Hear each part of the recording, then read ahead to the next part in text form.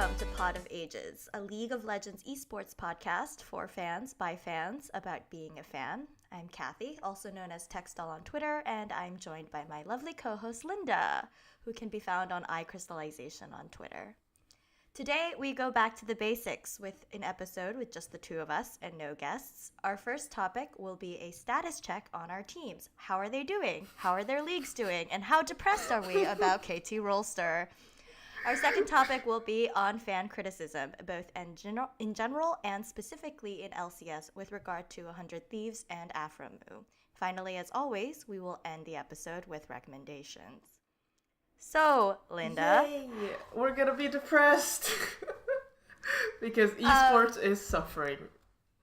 Why don't we start with, I don't know how depressing or not depressing this is, but you know, as we talked about in our first episode, one of the leagues that you watch, which I don't, is LPL. How's it going? Oh, okay, so EDG, they started the split looking really shaky, and I was like, okay, we're buckle down, Linda. We're in it for it's gonna be a long run. And then Clear Love comes in, and they go on this like 3-game winning streak. They're up like 6-0, and I think, okay, things are going well. And they're gonna face LGD, and LGD is like bottom of the table. This is fine. They lose 0-2 to LGD, and now they're right there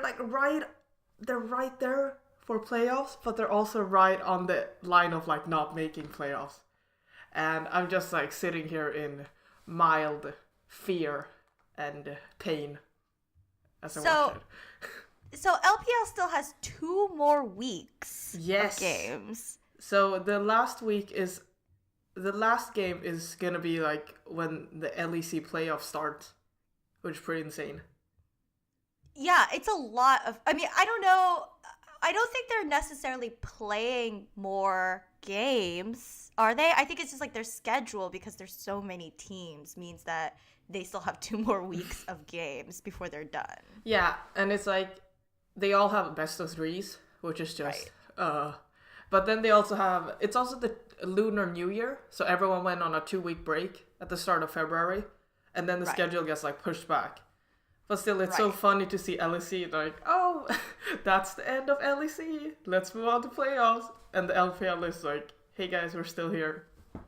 Not done yet. And LCK is the same way. So like they have 2 more weeks before they're done.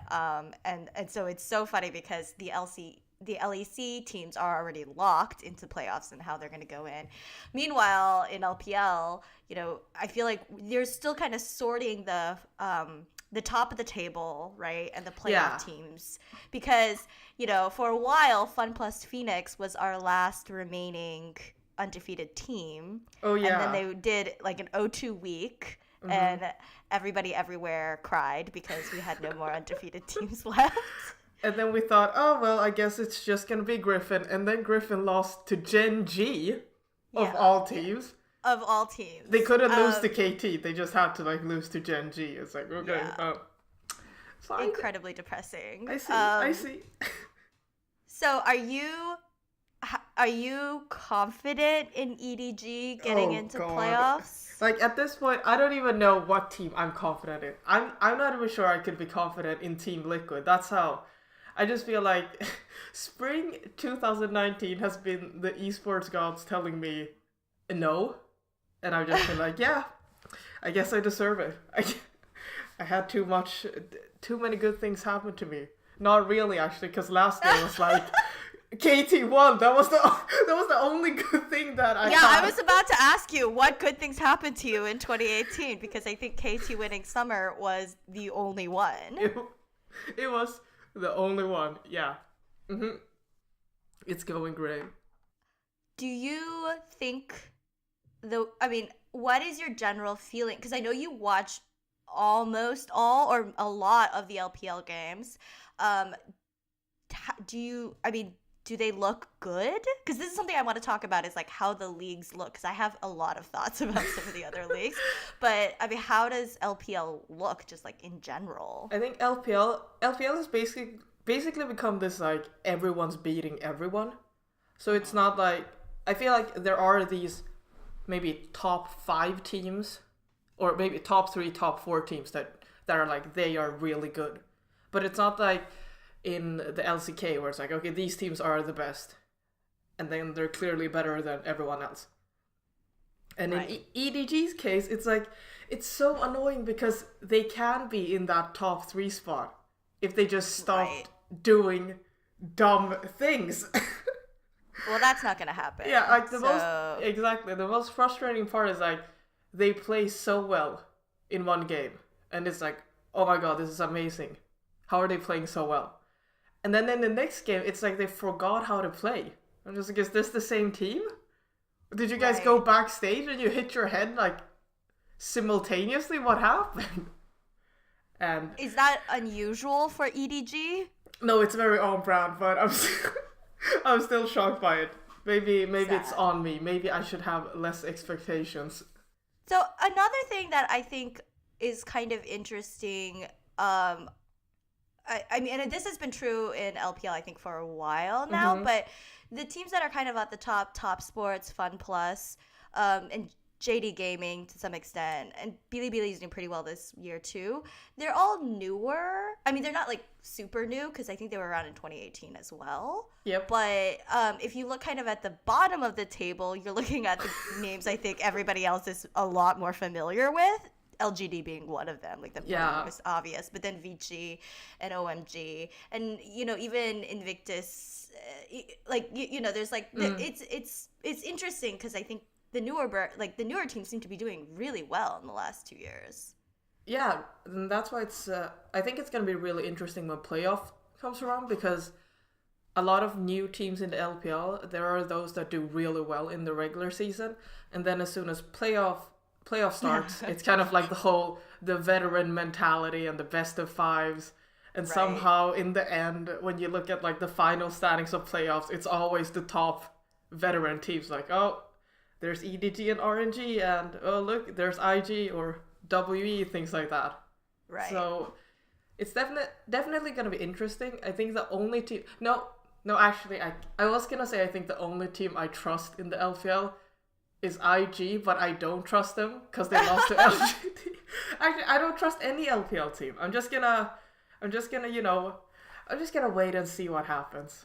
So, okay, so the other leagues that you and I watch, we kind of we watch both we watch LCK, LEC, and LCS, and in fact, for them, we share teams in the other 3 leagues. Sadly, we do. Sadly, which is really sad. And I kind of wish we had more diversity, but, you get what you bargained for, which is how we became friends. Yeah. Which one do you want to do, LEC or LCS first? I mean, since regular season is over for LEC, why not? Let's just start with our dear bunnies in the European scene. Oh my gosh.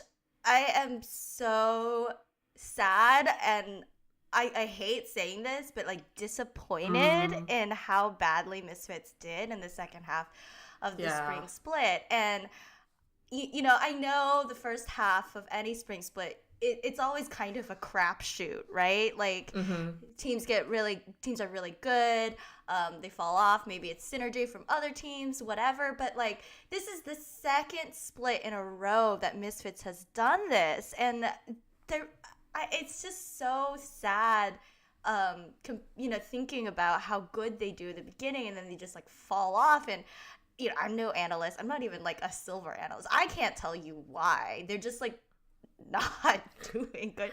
And like, do you remember when they all just like died randomly in the Baron pit? Four times? Don't mention the Baron. I was just gonna say, like, let's not talk about that moment that we all know. Which was no, and then to just pour salt into the wound, they beat G2 in their like last game. It's like, so now we're gonna beat G2, And like TL did this to me at Worlds, where it's like when you've given up on the team and everybody's given up on the team. And again, who knows how serious G2 were playing, but it wasn't like G2 was throwing. It wasn't like they weren't like playing an inting game. They weren't just drafting whatever random champs they weren't going like running it down with Timo. It was like... Yeah. It was a real game. And it then was they a did real this to game. me. It's so frustrating. I think the worst thing is the thing you mentioned before, that this is like the second year in a row it happens where they kind of just have this collapse. It's like, why are we collapsing? Is it me? Is it my fault? I know. And like there is a lot of it that was like, well, okay, so like for Misfits, like I was with them for their first year, so I kind of feel like it's not me. Like I feel like I know at least, and of course none of this is scientific, but as scientific as one can be about fan curses, I know it was not me. But I like this is just one of those things where I'm just like so sad because they reached such high highs their first year. Yeah. And I know that the roster is basically entirely different, but you know, Hussein is still there, Hans Sama is still there, Max Lohr is still there, and I just feel like I just want them to do so much better than they have. And now that they've like basically completely screwed themselves in the spring split, they have to get like they have to go through the gauntlet or win summer to make it. Yeah. And, oh god, the champion points, that's another thing. I keep forgetting it until it's like the last day of the regular season. I'm like, oh wait, playoffs actually matters because you can get champions point to make it to Worlds. Yeah, it matters. It's real. It's real. And I keep thinking too, when the roster was announced and like those first few weeks, the honeymoon phase, when I was like, this is going great. Yeah. You know, it's gonna be G2 at the top, and then it's Misfits, and then maybe, you know, toss in, I don't know, like Schalke, rest in peace to that team, and then oh my gosh, that's another one. Maybe like Origin or whatever. Oh, Fnatic, they're at the bottom of the standings. That didn't last long. And now it's just, I just feel like all those Papa Smitty tweets about Gorilla every time he loses, where he posts a pic of a sad gorilla. Yeah. Yeah. And Gorilla has been, I think, doing pretty good in their games. So, you know, it's disappointing. I don't know. Yeah, but I think it's exactly just like a team problem, I guess. Because they have the pieces and everyone has the potential to be performing like above and beyond the expectations. But then as a team, they do those barons and they get caught out, and then they trade weird objectives, or they don't take objectives, and it's like, what am I watching? What is going on? And it is extra frustrating for me because in 2017 they had really good Baron calls. Like that was one of the things I used to joke about with M, my friend, who was also a Misfits fan, is that we would say, oh, like, you know, they would like set up for Baron really well, you know, like they would put down all their vision and they would make sure they make really good Baron calls. And now it's just like, what are you doing? They had like that proud Deficio meme. Wasn't it Deficio who'd always talk about... Exactly. He'd be like, oh, look at Misfits. They're doing the Misfit Baron. Oh, look how great their vision is. Thank God. Actually, I'm really sad he's not a caster, but thank God he's not one for that Misfits game. Like, imagine if he casted that Misfits game where they did that Baron. I think it would kill me. I think it would have killed both you and him. But, I mean, Deficio's team is doing really good, so... So there's Origin, one Misfit... Origin. Exactly. So, like, Alfari's doing good. Yeah, Alfari's doing good. And, you know, I think that team is really fun to watch. I've always really liked Cold. I liked him better when he was trashy, but, you know, we can't always get what we want, and he did that name change. Yeah. But, yeah, I mean, I'm glad that they're doing really well, because that will be a really fun story if they make it really far, you know, the return of Origin. Exactly. It's really funny how in the LEC the top teams it's G2, Fnatic, Origin. Yes. And then over in the LCS it's TL, C9, and TSM. It's like the old guards popping in. And then in LCK and LPL it's just the young kids. Like, who They're are like, these hey, teams? it's like, who are you? What? I keep thinking to like in LCK when you did that. By the way, if you guys don't know, Cathy has made a Sporkle test on if you can recognize these players and like just by their pictures and then type in their name. And she did that with the LCK pros. And I looked at it and I was like, I have no idea who is who. Yeah, I think I got like a 60 or like a 70 after I had just made the quiz. So it's like I should have known their names because I had just plugged them in. And yet, like, I don't I don't know where Jin Air Green Wings found their roster. Like, it's like, I don't know any of those people. And then I kind of know, like, the problem is, like, I kind of knew faces but not names, and then names but not faces Yeah. for, like, Sandbox and Damwon and Griffin, of course. So there's definitely a lot of like mix up going there. But I think, you know, the Sporkle quiz, if you did it for LEC, is really, or I did one for LEC, but when you did that one, that was really simple because I feel like other than like the new kids who like came in through Vitality or then became Rogue and XL, pretty much everybody has been here for a while, just kind of reshuffled into different rosters. But then LEC also doesn't have like 58 different subs. Yes. Looking at you, Hanwha Life. Excuse me. Like, some of these people, when I looked up at the Leaguepedia, I was like, I have no idea who you are. Like, who? Oh, yeah. Where did you come from? And you click on their profile, it's like, no information. Like, I guess they don't know where he came from either. It's really so interesting, like, when the whole liking a team and liking a player. Because, like, I'm an EDG fan, but I also really, really, really, really, really, really like Clearlove. And like at the start of the season, he didn't play that much, and he usually just like goes on and off. And I watched the team. I'm like, yeah, EDG, you know, still cheering for them, still suffering and all that. But then when they sub him on, it's like, okay, Clearlove's gonna play now. I'm like, oh no, the suffering is extra much. It is real. What is there a league? Which of the leagues is bad for you in terms of time to watch? I think the good thing about European time zone is like I can watch basically all the leagues. So yeah, so like 9 a.m., 10 a.m., that's when LCK and LPL starts. And then it goes on to like 1, 2 p.m. And then at like 5 p.m., 6 p.m., that's when LEC starts.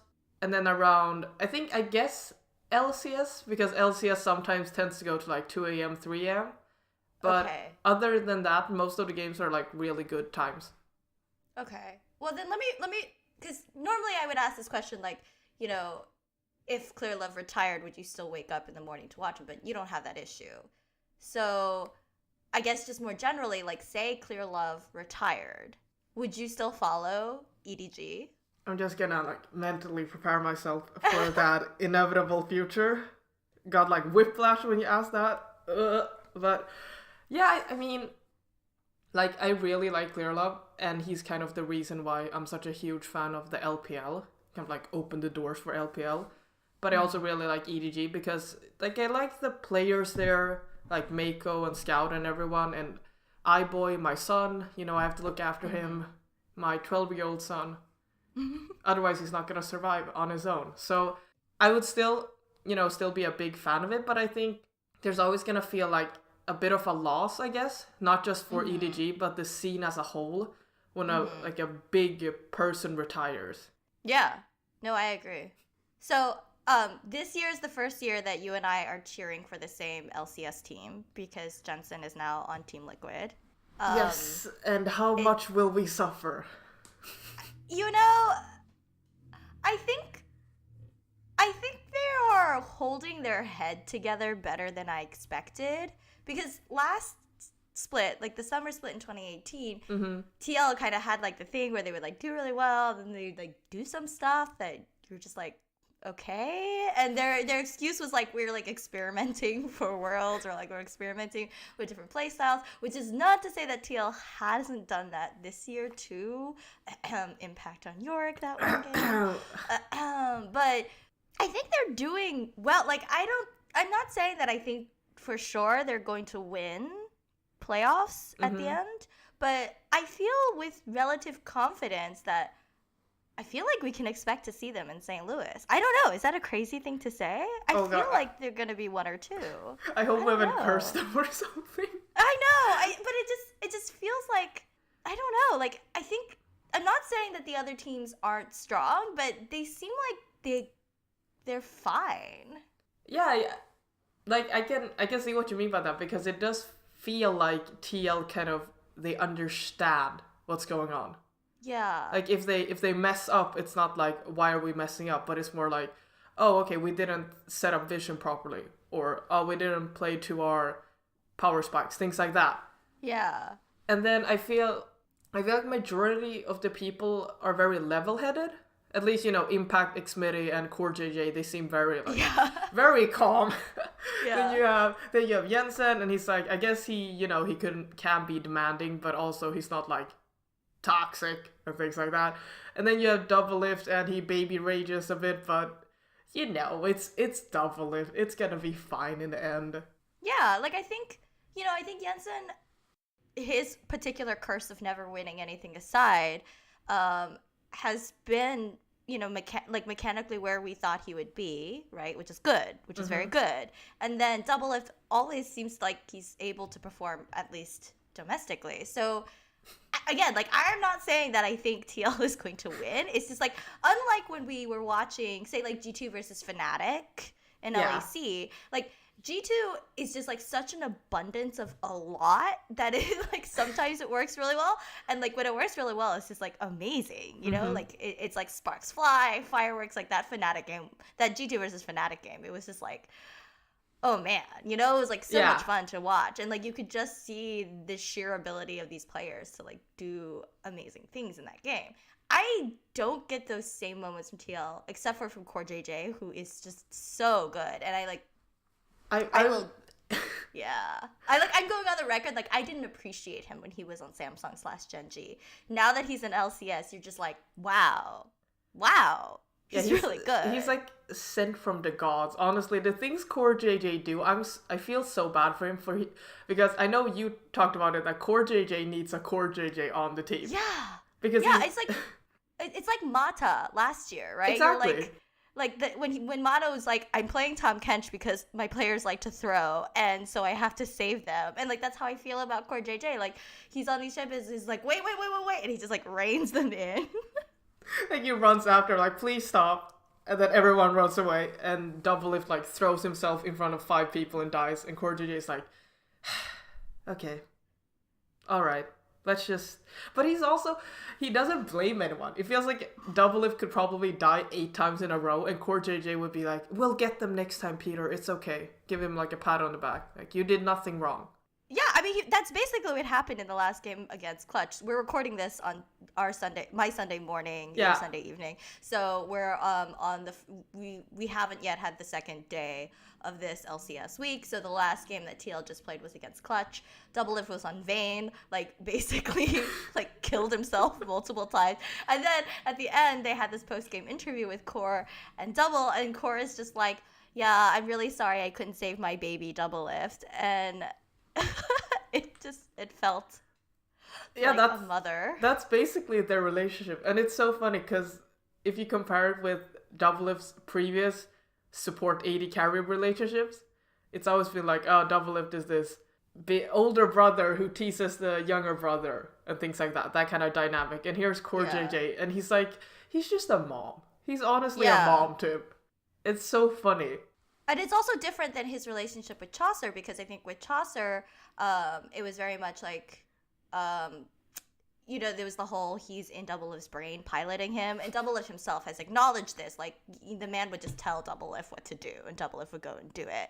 So this, I don't feel, and again, we don't know, what's really going on and who really makes the calls, because what voice comms we get are just snippets. But I do feel like, it's not a relationship necessarily where Core is telling Double when to engage, although Core JJ is really good at his own engages. It just feels like a nicer Mata. Like, I swear to God, he's just like a nicer Mata.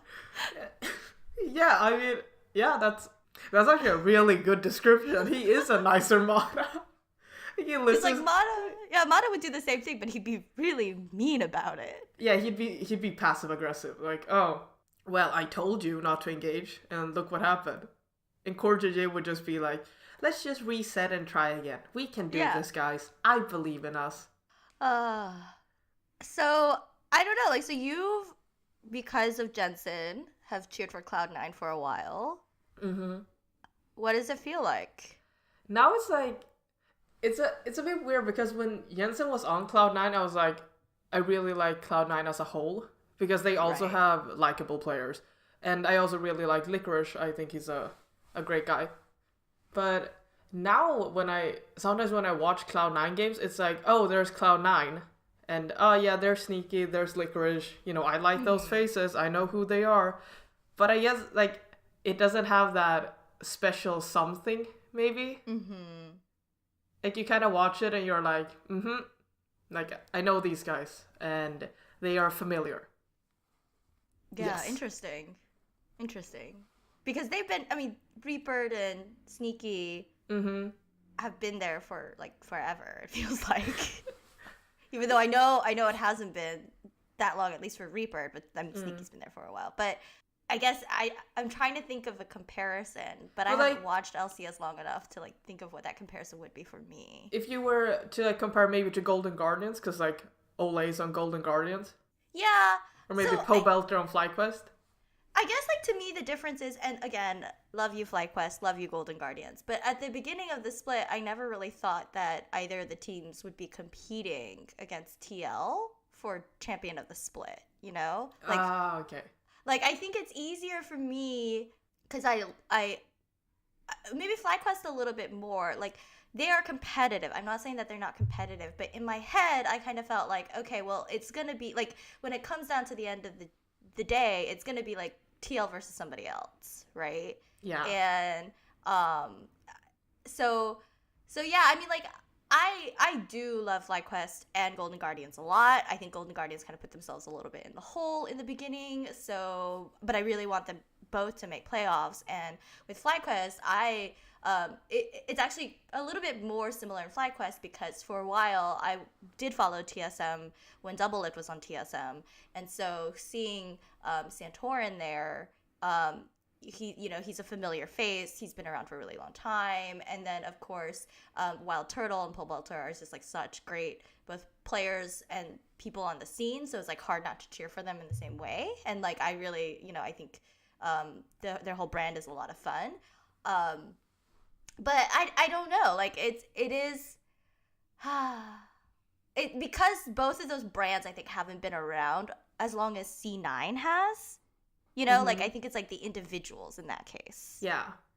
Right? Rather than, like, an old org, like, your old org going against your new org. Yeah, it is a weird feeling to kind of, like, watch C9 games now. And it's like, okay, well, win or lose, you kind of just watch it. And then if Cloud9 wins against any team that isn't Team Liquid, I'm like, oh, well, this is great.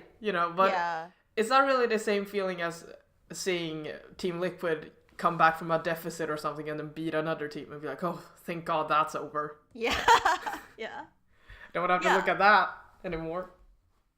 And, like, conversely, I feel that way for the FlyQuest and Golden Guardian games. Like, I definitely watch them and be like, oh, thank God they win, and I'm sitting there, like, calculating how many games they need to stay in playoffs, especially for Golden Guardians, bless their hearts, because, like, they really had quite a bit to climb up, and I'm really proud of them. Whatever happens this split, I'm really proud of them.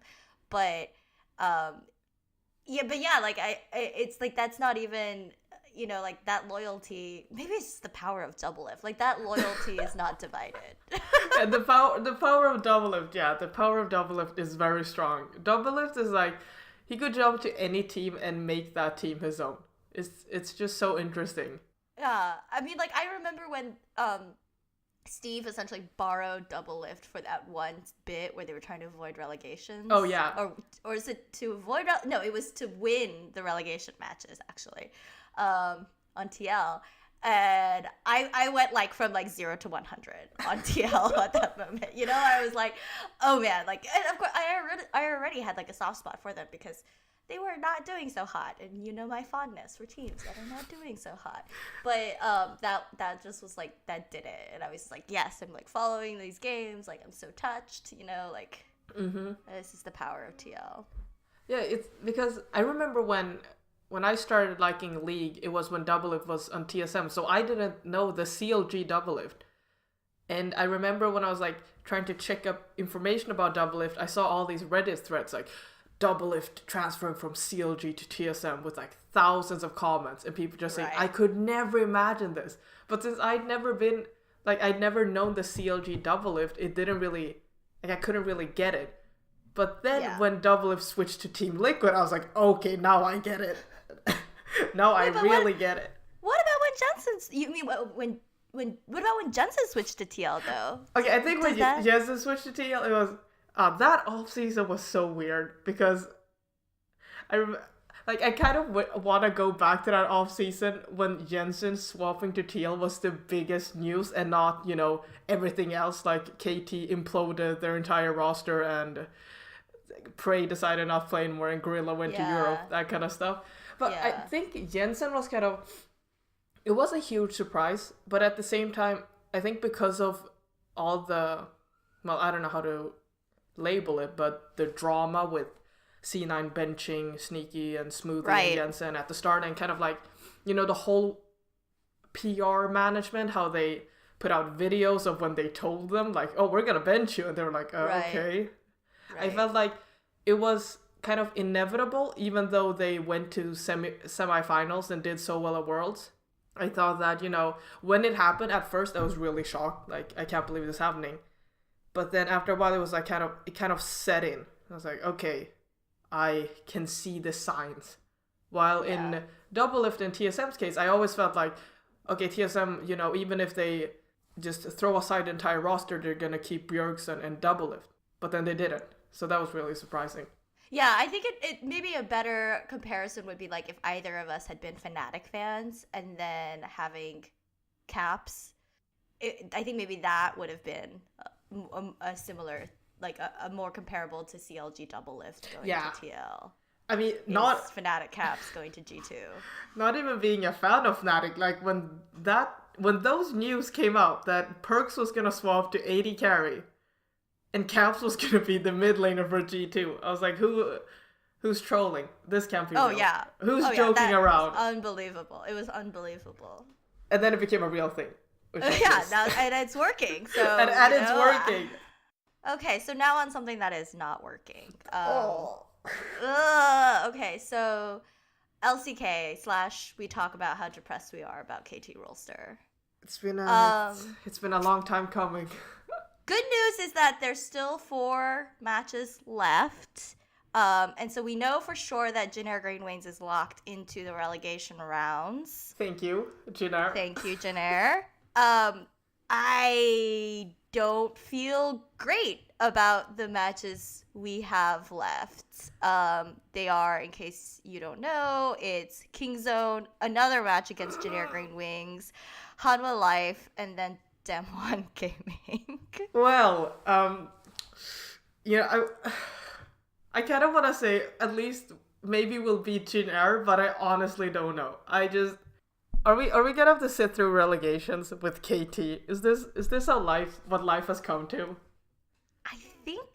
I think there's a really high possibility that is what's gonna happen. And so the 2 teams that could potentially fall into relegations are Afrika and Genji, and I just don't see it likely with Afrika. I think they're doing better than they were previously.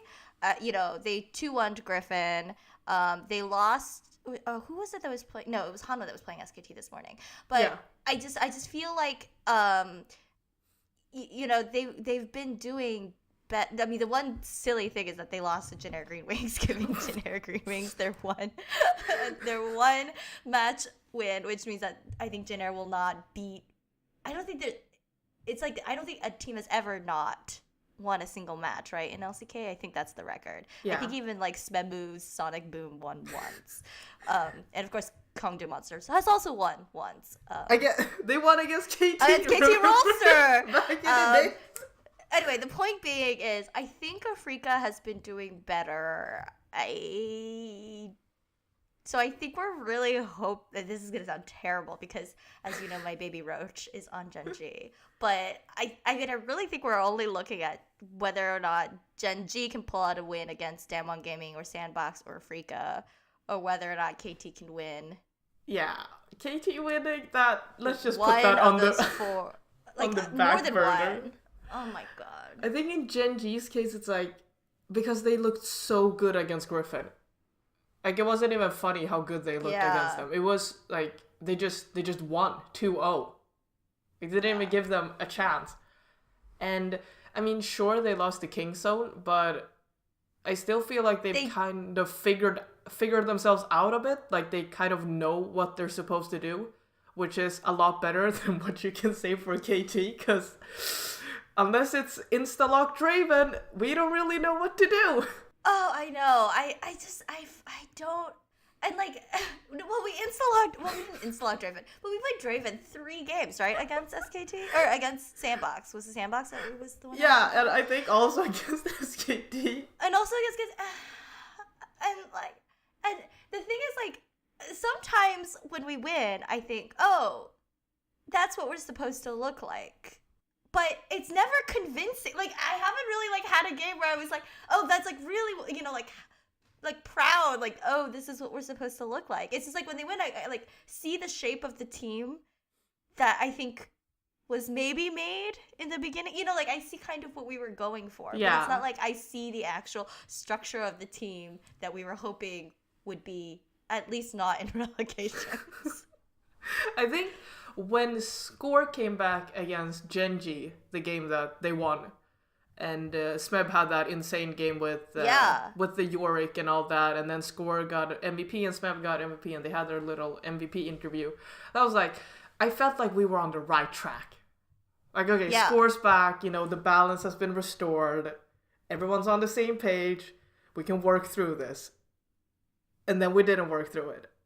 Well, and then that game that we won against Sandbox, the second, I think Score was MVP for that one too. Yeah, he was on Kha'Zix for that one. He was like, and he looked. I mean, everything looked good. Like, everything looked like what I thought it was supposed to look like. And the same thing happened during SKT, because we won one game. We won like game 1 against SKT. That's right. Yeah. And I'm looking at it, and I didn't remember this. Gango got MVP. Yeah. I just don't understand what... I feel like we have the pieces, but all the pieces are just smashed, and then the pieces of the pieces have to be put together to become something. And we don't have the time for that. So right now it's just, can we not go into relegation? Is that too much to ask?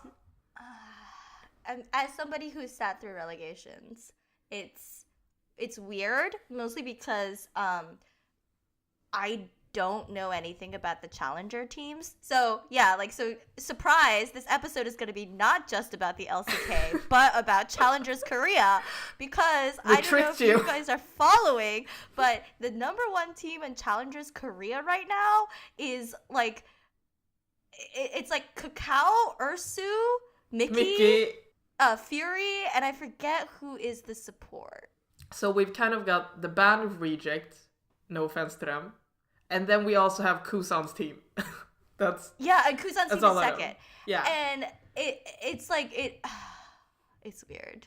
But I mean, it's weird, guys. I mean, KT would be able to. I mean, they could at least beat the Kakao's team, right?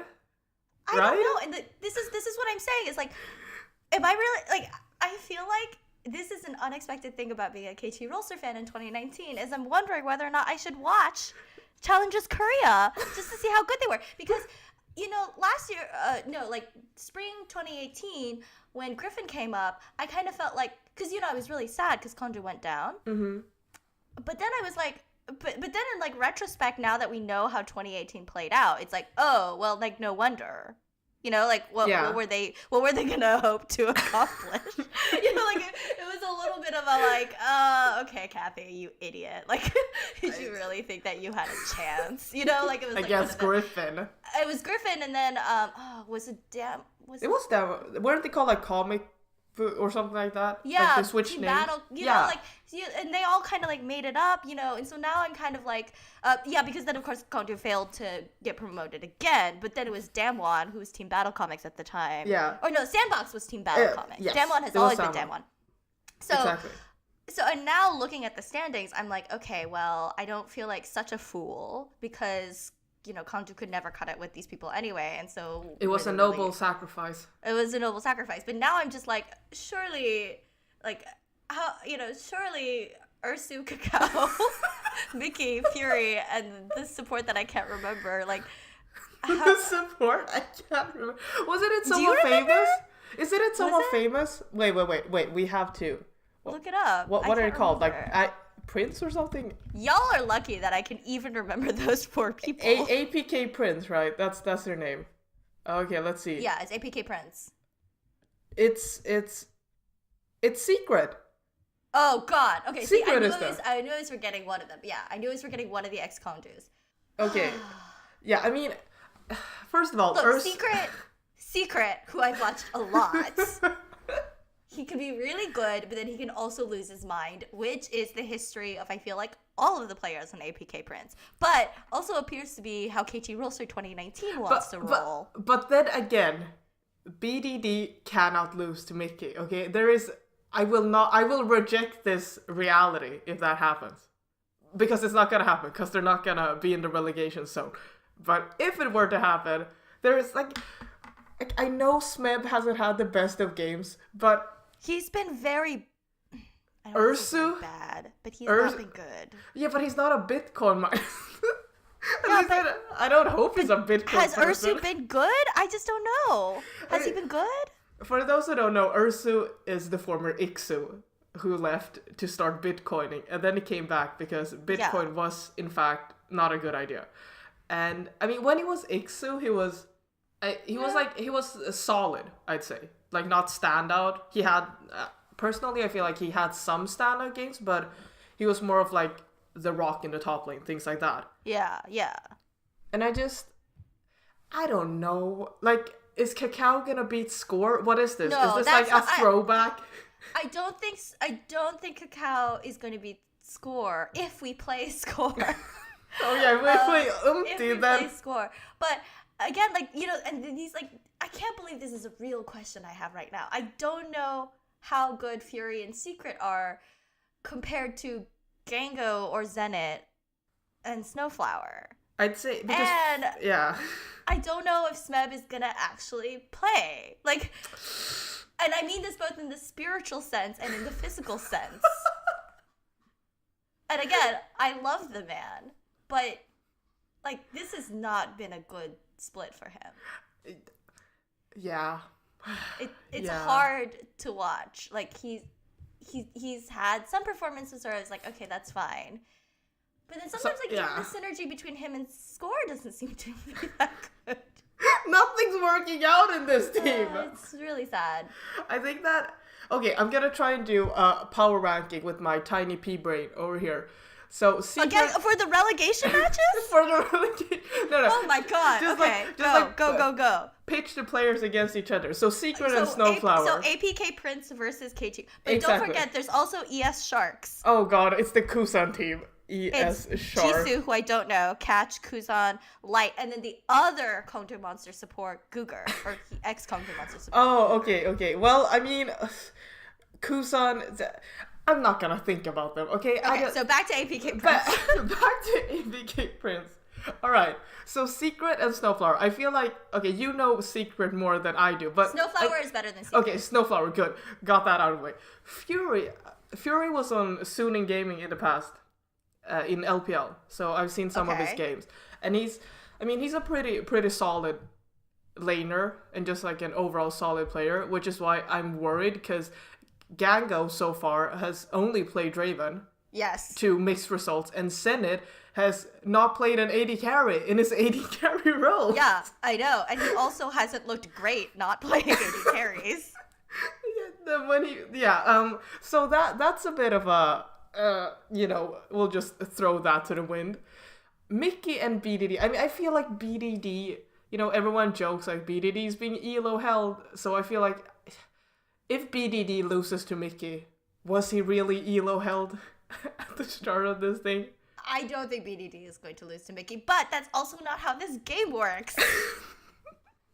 Okay, but I feel like BDD and Score might have better synergy than Mickey and Cacao, and that's just... No, I agree. Okay, and that's just because both of those players sometimes play like they forget that the map exists.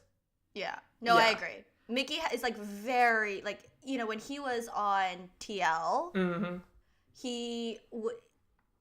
I mean, like, I think he was on TL as like TL Academy. Yeah. And then he moved to Golden Guardians. Mm-hmm. And I remember watching when he was on TL, and he was like, I was like, okay, well maybe he just like doesn't speak English, because that was true, right? The man didn't know how to speak English at the time. Then he moved to Golden Guardians, and I was like, I'm not really sure that's the problem anymore. You're like, maybe he just doesn't speak. Maybe that's the thing. Yeah. And then we have our Ursu and Smeb. I mean, I'm just, Smeb, he tries his best. He does, and we're going a little bit long, but like he has these moments where he panics, and then he plays really dumb. And that's like the original Incredible Miracle Smeb. Like that's I think truly, like, he'll just panic, and then he like reverts to a primal stage where he just like he feels like he needs to do something really big, and then it doesn't work out because that's not how the game works. He's like, I have to pull up a giant cannon ult. It's like, Smeb, you're not playing cannon. Get back. Yeah, exactly. Like he'll just like throw himself into a fight, and you're just like, what are you doing? And before we get too depressed about KT. Speaking of throwing yourself into a fight, Reddit has been throwing a lot of flack recently at specific players. And thankfully not so much at Smeb. So yeah, thankfully not so much at Smeb. I am throwing flack on Smeb, but yes. It's just so interesting, like, the thing with Afromu, how people have made him out to be this kind of, like, puppet master who runs the entire league, and it's like, oh, I always knew Afromu was... it's awful, and he's an awful player, and he's an awful this and that. He kicked out Meteos, he kicked out Doublelift, I'm trying to remember, what else? What are the other things? He kicked out Cody's son. He's kicked out everyone, probably kick out someday if they allowed him. Like, I feel like it's at that scale, and the one thing that I've read the most is that people like to quote back to him during when CLG won against TSM in 2016 spring. And Afromu was on the stage, and he was thanking, like, the old CLG players, or, like, just former players, and he didn't mention Doublelift. And he was, like, kind of throwing I think, like, a passive-aggressive comment that was, like... Oh, for sure. Yeah, clearly pointed at Doublelift. Yeah. And people refer to it so many times, like, yeah, this is just Doublelift, he trash talks, but at least he's da-da-da, but look at Afromu, he's an awful friend, and blah, blah. While, when you look at them, they seem like they're on okay terms. Well, okay, so as the reluctant Doublelift fan, like, I really, really, really wish people would stop bringing up the CLG Afro, CLG Doublelift issue, because Doublelift, like, has said time and time again he was a bad teammate on CLG. And, like, the whole thing was, like, the whole dynamic that he was coming into from CLG, he said, like, time and time again, it took working with, like, being on TSM and, like, trying to understand, like, how to be a better teammate, that, like, he stopped being a bad teammate. And, like, one of the quotes I will always remember now from him is that he says, like, sometimes when he sees his teammate doing poorly, his first instinct is to try to figure out how to make that teammate feel bad about it. And, like, he understands now that that's bad. So, like, whatever happened between the two of them, I don't think is the same dynamic that is happening now. So, like, I wish we had just put it to bed. Oh, yeah, especially since, I mean, I know I shouldn't read too much into, the post-match handshake thing, but I don't feel like if they hated each other, they wouldn't hug after every game. Yeah. Like, you can see that Jensen and Meteos, like, they played for so long, but when they only shake hands. They don't really hug that much. Well, I mean, Jensen almost didn't even hug Sneaky, and they're like, well, that's just because they're awkward people, and it's like, but I mean, like, Jensen is just awkward. Sneaky and Jensen are just awkward. But, like, in Jensen and Meteos' case, it wasn't that they, like, hated each other, but it was more like they just didn't fit each other. Yeah. Well, in Afromu and Doublelift's case, I just really feel like they're over it. Like, it was in the past, we've both grown. I can see that, you're a good person, or, like, you're not the same person. And I have no transparency into 100 Thieves, so I am not speaking from a place of knowing any more information, but I feel like if time and time again you're making poor roster choices and, like, switching things, like, I feel like there's a management issue that is not Afromu. Like, I don't know why people think Afromu is the entirety of the 100 Thieves management, when it's clear that, like, I don't think that he is the one making the decision to put in Saligo over Huhi. I don't think he was the one who, like, made the choice to do like, whatever is happening in there. Of course, a good team takes input from all their players. I just really think this like Afro is the puppet master it's so simplistic. It's like we want to blame just one person for why it's not working out. And it's just it's made a lot of interesting Reddit threads pop up, and one of them I saw that it was like on the front page and had a lot of upvotes was someone who wrote, well, why can't we criticize players? Oh, like, if we can't criticize players, then we shouldn't be able to praise support them. Praise them. And someone said, because if you criticize them, like if you focus on one player, someone's gonna say, oh well, it's a team game, so don't just focus on one player. And then this person who wrote this thread was like, okay, well then I can't praise a specific like individual because it's a team game. And I feel like, I don't know, when I say I don't like seeing flame or hate against players, it's not that like constructive criticism is fine. Right. But most of the time people are just saying things that I'm pretty sure the players already know. Like, you play so badly. Or you suck. Or like, you stop playing professionally, you don't deserve to be here. Things like that. It's like, that's not really... You should retire. Exactly. Like, you're washed up. It's like, oh, okay. And like, I really do think that that's a different, okay, like one of the Reddit threads I remember is like Afro is stuck in a bush for 1 minute and then dies, which like, oh my god, again is actually shockingly inaccurate description of what happens. And so like that, I'm not saying that that's like constructive criticism, but I think that's really different than like Afro Moo is the evil puppet master of 100 Thieves and ruined Cody Sun's career, which is again a verbatim comment I have seen on Reddit. Yeah, there are just so many people who like, they seem to think like they know the players, the work ethic and everything, and they just like, oh well, he's not a good teammate. It's like, how do you know he's not a good teammate? Has his team said that he's not a good teammate? Then I could understand. Or are you just basing it off of him not playing well this season or split? Yeah. And again, like, I think, so one of the complaints I dislike the most is people who are like, oh, well, Bang It and Someday are just like here for the cash. And like Afro is just like playing for a salary or whatever. Mm-hmm.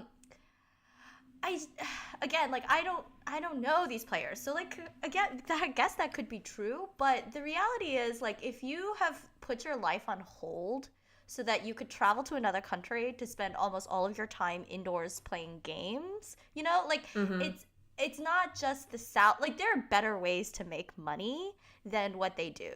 And the pride that, like, even when you talk to players who are doing really poorly, like, something I think about a lot is when Keith was on Echo Fox, and he was just like essentially crying after an interview where they had won, and he was just talking about the pressure, Yeah. And the pride is just so strong for these players that I don't think they could tolerate making money while being really bad. Like, I really think it would actually really disturb all of these players to be thought of as bad. And especially, I think, with Someday, who has always really wanted to prove himself, and Bang, who's been for a while, like, like, I think, I don't think they would be happy, just, like, being bad.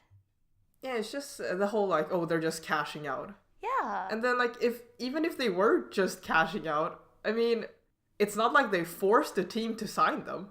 It was like, the team came to them and they're like, okay, I'll come. So can you really... it feels so weird to just... how people try to... And I think that's kind of how, because esports is so accessible compared to traditional sports, right? Yeah, that people feel like we know them, and in a way we do know them, like, a lot more than they know about us. But in another way, it's like we still don't really know them as people. Yeah, like I even if I follow Doublelift on like social media and watch his videos and streams, I still don't really know the Doublelift. Yeah, for sure, absolutely. And I think the other thing, about accessibility, people are always like, oh, well, they shouldn't be reading Reddit. Oh, yeah. Come on, friends. Like, they're just gamers at the end of the day, just like everybody else. Like, of course they're reading Reddit. And, like, it's like, if, they're reading Reddit for interactions with, like, game stuff, right? They're mm-hmm. reading Reddit to know about what happens in other leagues. They're reading Reddit sometimes because they get news of whether or not they're on a roster from Reddit. So, like, it's a free country. No internet police is gonna come after you if you say mean things about people. But like, I do think the dynamic in League of Legends and esports is really different than if we just talked about the NBA, because it's kind of like they have to be on Reddit, and like that subreddit like feels like a cruel god that reigns over us all, which is like we're constantly on it even if we wanted to not be. And if you think that's true, just imagine if League of Legends was your job. You're gonna be on it. And also like how people say, well, why are pros so sensitive to hate or whatever? Like, oh, traditional players would never be like this. Like, have you seen traditional sports? Like there are some football players out there and like just traditional sports players who reacted very poorly to criticism and like fan hate.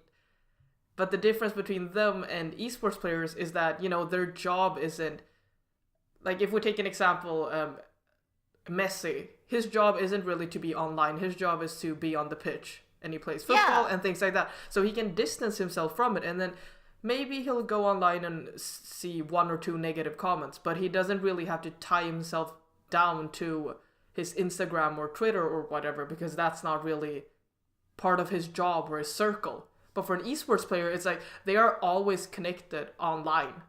Not just to the game, but just like their entire fan base and their, I don't know, brand is like connected to their social media and things like that. So they're, in a way, always in touch with people. Yeah, and you know, on the LCK and LPL teams, a lot of them have streaming requirements where they have to be online and they have to stream themselves playing the game. And in that case, it's like they can't avoid people telling them exactly what they think about their play. You know, so it's not even like traditional sports. It's not like they have some one-on-one interaction with the fan where they're like where they have to do that. You know, but that's not true as an esports pro. You have those requirements, and even if they're not requirements, they're like strong recommendations, you know, to stream. Almost every player does do that. And yeah, you know, this goes to the same question about trash talk. I know like this was a big topic a couple of weeks ago. And I think everything goes back to Doublelift. I blame Doublelift for this. Is he was like, well, why don't we do more trash talk? And like, I think his envisioning was like, why don't players say more trash talky things like on Riot, right? Yeah. Like in an interview, like, why aren't they more trolly? Like, why aren't they just saying, like, oh, I'm going to smash this person? And then like, somehow this mutated into, like, why can't fans trash talk players? And they're like, that's not what they're talking about. Yeah. And two, I think the smallness of the circle is also that if Doublelift trash talks someone, there's, like, a high possibility that person may end up on his team later. I think one thing that people don't realize is the smallness of that industry, and we keep recycling the same people. So if you're, you know, God Gilius and you go around like criticizing people all the time, like who knows when that might come back to bite you for real. That's a name I haven't heard in a long time. Yeah, got that Gilius drop in this episode. But yeah, that's definitely the thing. I don't really know why. I don't know, and I'll never understand people who directly at the players on Twitter and things like that and just write like the nastiest things ever. I just don't see how that's helpful. Like somebody writes, "Oh, you're terrible. Quit the game. Retire. You're washed up." It's not like the pro player's gonna read it. Like this anonymous person with 2 followers and an egg profile is 100% correct, and I should in fact retire.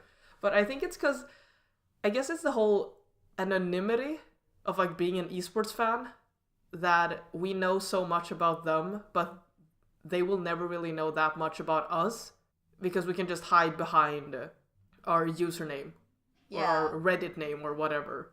And I've been thinking about this, and I think venting is healthy, right? Like, I think it's fine if you're a 100 Thieves fan and you're really angry. Like, listen to me and Linda. We're pissed as hell about KT Rolster, right? But I do feel like that has consequences, and you should just own those consequences. Like, you should stop acting like, and I'm not saying Reddit is not a monolith, and I understand that not everybody has these opinions, but you shouldn't act like it's a consequence-free thing to at the players and tell them that they're trash. Yeah. Like, that has consequences, and maybe it doesn't have huge consequences, or maybe that player will even never see it. But, like, some players, like Ole, God bless his soul, had his DMs open for a while. Yeah. I was just like, you know, in my head, I'm like, why would you do that? Like, you know, as a player, why would you? But the consequence is that if you like DM Ole, you're trash. He might see it, and you should just own that like that says something about you and the way you interact with people and the way you interact with your entertainment, and you shouldn't act like it's a 100% positive thing. Or you just get like a private Twitter and you yell on Yeah. on that thing. Like Yeah. It's public... not like you telling a player that they need to retire is really going to inspire them to play better. They're like, oh yeah, you know, when they win the trophy, they're gonna stand on stage and they'll be like, I like to think that one person on Twitter who told me to retire, they really inspired me to push my limit. Who would do that though? Doublelift. Well, that's Doublelift would make that speech. Doublelift would print out like a scrapbook of all of those comments, and then he would like hold it up on stage. No, that's too much effort. Doublelift would just be like, and that one person who told me he would make Bonnie make a scrapbook for him and then take it up on stage. Yeah, I mean, like, TLDR, you know, nobody's forcing you to be a nice person, but it would be nice if we were all nicer people. Yes, please. That's how I feel about it. Let's all suffer together with memes. Yeah. I mean, like, I'm sure, Linda, you have a lot of experience with this because as a Clear Love fan. Oh, God, yeah. I mean, Chinese fans can be so... Like, speaking of Keith and Echo Fox Yahui was crying after they won. Like, today, RNG played against BLG. And after they won, Karsa, like... Even though Karsa cries a lot, he's a soft boy, but he kind of, like, broke down and started crying after they won. And he done really well, but it's just like this pressure that they put on their shoulders from people who are supposed to be their fans and then people who aren't their fans, and it's so easy to just type out a lot of mean and negative things online and then just not think about it, but for them it could like ruin their day or just be like a heavy burden on them. Absolutely. All right, so what is your recommendation for this week's episode? So, for recommendation, since LPL is still on, because it's way too long, but I can understand why people, they don't really feel that, you know, pumped up to go watch 100 games that they haven't seen, because they don't keep up with it. So, my recommendation is it's called Raz's Recap by one of the LPL casters. It's called Razzle Plasm, and you can find him on Twitter, which is like Raz LPL, but he has on LPL English, the YouTube channel, he has this show that's called Raz's Recap, where he recaps every week and he picks like the top 3 or top 5 games that he found very interesting, and then he gives a recap of it. And then if you think that, well, I want to have more insight into it, then you could look up the game yourself. And he's like a very like naturally very funny guy and just really charismatic, so I think a lot of people would enjoy his series. That I feel like I should go check that out. I didn't actually know you that should. He was doing that. Yeah. And again, I say this every year. I'm going to watch more LPL, and then I never do it. So that seems like a good place to start. My rec is also a caster thing. So Papa Smithy in 2019 has decided he's going to do more of his own content. And finally, he has some time now since he's not casting every single LCK game. And one of the things that he's been doing is VOD reviews, which he then helpfully cuts and puts onto YouTube. He has done so far Cloud9 versus TSM, Invictus versus FPX, and then the recent SKT versus Griffin game, which is really good. And I also saw recently he did Vitality versus G2. I didn't know that. But they're really fun. I know they're really long. I know nobody like wants to watch, maybe like 4 additional hours of League. But if you have that time, or if you like putting stuff on the background, he's funny as always. He's very knowledgeable, and he breaks down little things like from items to tiny interactions to builds and stuff that we don't really get to hear actually casted on the game, just because you have to like pause the game and talk about it, and it ruins the flow. But highly recommend, as somebody who doesn't know very much about the game, like Papa Smithy always is really good about teaching about items. So he was how I actually originally learned any of the items in League of Legends. So yeah, highly recommend. It's just on Papa Smithy's YouTube channel or on his Twitch if you watch that. Yeah, he's like, it's like sitting on a couch with a friend who's like going through everything. It's very, I don't know how to explain, but like just like a comfortable atmosphere. Yeah, it's very nice and friendly, and it's not like he's sitting around tearing into individual plays and players, unlike some people I know who do VOD reviews, who shall remain unnamed. But so that's why I really enjoy him, because it feels educational and fun, as opposed to really super critical. Yeah. And so that brings us to the end of this episode. Linda, thank you for joining me. Thank you for having me. And where can people find more of you? You can find me on Twitter, iCrystallization, where I yell about all things esports, and join me in my suffering. Yeah, well, thankfully, the suffering of Spring Split only has like another month, and then we can begin the suffering of summer. Then we can begin the suffering of MSI. Oh, yes, shoot, I forgot about that. Oh God. Okay, well, I'm Cathy, Textall on Twitter. You can find more of us at soundcloud.com/podofages or at our Twitter page, twitter.com/podofages. Feel free to send us a DM, or actually we have an email address. I don't think I've ever plugged it before. It's podofages@gmail. Give us your questions, suggested topics, praise. We are not accepting criticism at this time, or in fact, any time. And we'll see you in 2 weeks. Thank you. Thank you. Bye. Bye.